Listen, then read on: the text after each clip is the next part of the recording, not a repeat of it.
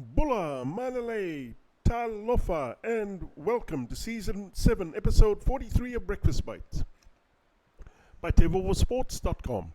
A wrap of Pasifika People's sports news on a rather wet Monday morning, 13th November 2023.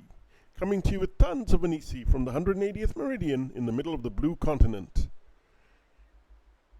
Happy Diwali, everyone.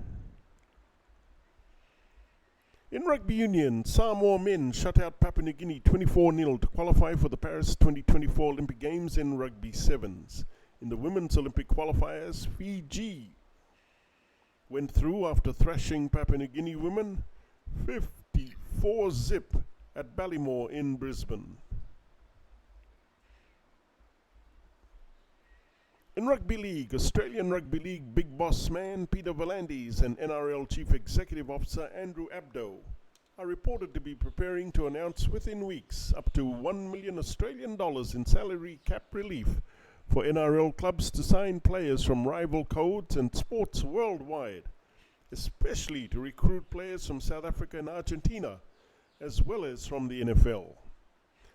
South Sydney and NRL star Latrell Mitchell's 14-year-old cousin has been identified as one of two teenagers killed in a horror northern New South Wales car crash in the early hours of Saturday morning. 3 others are in hospital. In combat sports, Alex Pereira has entered the UFC history books as their 9th fighter to become a two-weight world champion, defeating Jiri Prochaska by a second-round TKO to claim the UFC light heavyweight belt. The former UFC middleweight champion, whose UFC debut came at Madison Square Garden back in 2021, made his mark once more at the New York venue in UFC 295 yesterday. And the UK has a new UFC champion in his first shot at UFC Gold. Tom Aspinall made quick work of fellow heavyweight contender Sergey Pavlovich to claim a first-round knockout in just over 1 minute at UFC 295.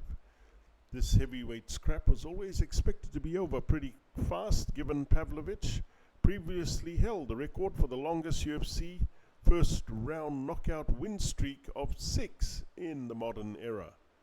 But what he didn't know was that Aspinall had 12 first-round finishes of his own. Well, 13 now. Earlier, Australian flyweight Steve Erceg defeated Alessandro Costa by unanimous decision, extending his MMA winning streak to 10 fights. And finally in football, former Ghana striker Rafael Dwamena died after suffering a heart attack during an Albanian league match. Players from both sides rushed to his side the moment the player collapsed to the turf in the 24th minute of the game. Paramedics rushed him to hospital, where the player died at the age of 28. Dwamena earned 8 caps for Ghana and was once considered one of the country's rising stars, but encountered several cardiac problems over the course of his career. In 2017, the attacker was unable to join Brighton due to these health issues, and he eventually moved to Spain. 4 years later, the Ghanaian collapsed during a cup match in Austria, recovered and continued his playing career. Dwamena had undergone a heart operation in 2020 and had an automatic defibrillator implanted to allow him to pursue playing football. Following this operation, the 28-year-old played in the Danish, Austrian and Swiss leagues before joining Albanian club KF Ignatia in January 2023, where he was this season's top scorer with 9 goals in the Albanian Super League. Rest in peace, Rafael Dwamena. And that's a wrap. For TEIVOVOsports.com, I'm Kalden Kamir.